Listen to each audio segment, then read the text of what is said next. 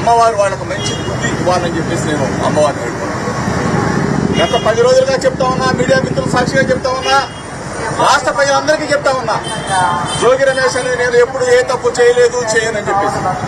నేను గౌరవ ముఖ్యమంత్రి చంద్రబాబు నాయుడు అడిగా, గౌరవ ముఖ్యమంత్రి కొడుకు నారా లోకేష్ అడిగా, వేడుకొండల సాక్షిగా తిరుమల రమ్మని అడిగా, అమ్మ కనకదుర్గమ్మని అడిగా. లేదు కాడితో పోవడంటే మీ ఇంటికి వస్తానని చెప్పా, లేదు అంటే లైట్ డిటెక్టర్ టెస్ట్ కి రెడీ అని చెప్పేశా, లేదు అంటే నార్కో ఎనాలిసిస్ టెస్ట్ కి రెడీ అని చెప్పేశా. ఈ రోజు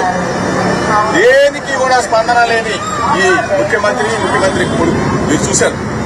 వీళ్లే కాదు, ఈ శాఖ మంత్రి వచ్చినా, ఏది ఎక్సైజ్ శాఖ మంత్రి వచ్చినా, సిట్ అధికారులు వచ్చినా ప్రమాణం చేయడానికి జోగి రమేష్ ఎప్పుడైనా సిద్ధంగా ఉన్నాడు అని చెప్పేసి అమ్మవారి సాక్షిగా ఏ తప్పు చేయని జోగి రమేష్ ని నిందల పాలు చేశారు. మీరే వచ్చి అమ్మవారి సాక్షిగా జోగి రమేష్ మీద మేము తప్పుడు మాటలు మాట్లాడామని చెప్పమని చెప్పేసి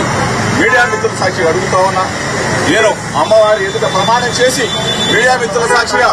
రాష్ట్ర ప్రజలందరికీ కూడా నేను జోగి రమేష్ నిబద్ధత, విలువలు, విశ్వసనీయత, నా హృదయాన్ని గాయపరిచిన వ్యక్తులని అమ్మవారు వారికి మొట్టికాయలు వేసి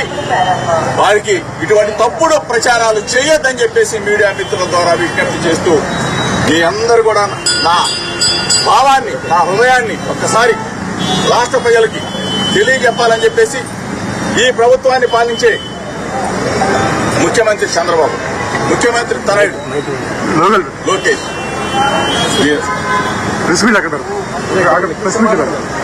తెలియజెప్పాలని నా కుటుంబ సమేతంగా, నా భార్య బిడ్డల సమేతంగా నిండు మనసుతో పవిత్ర హృదయంతో అమ్మ కనకదుర్గమ్మ సన్నిధిలో కనకదుర్గమ్మకి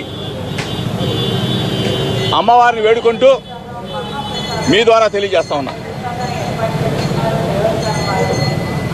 నకిలీ మద్యం కుంభకోణంలో మొట్టమొదటిగా బాహ్య ప్రపంచానికి,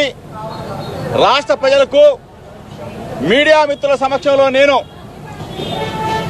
ఆ రోజున ఏ విధంగా అయితే నకిలీ మద్యం కుటీర పరిశ్రమగా మారిందో మీడియా మిత్రుల సమక్షంలో రాష్ట్ర ప్రజలకు తెలియజెప్పినందుకు నా మీద కక్ష కట్టిన ఈ ప్రభుత్వం, నా మీద కక్ష కట్టిన ముఖ్యమంత్రి చంద్రబాబు నాయుడు కొడుకు లోకేష్ ఎవరో తెలియని, ఏదో తెలియని పాపాన్ని తీసుకొచ్చి, బురదను తీసుకొచ్చి నా హృదయాన్ని గాయపరిచి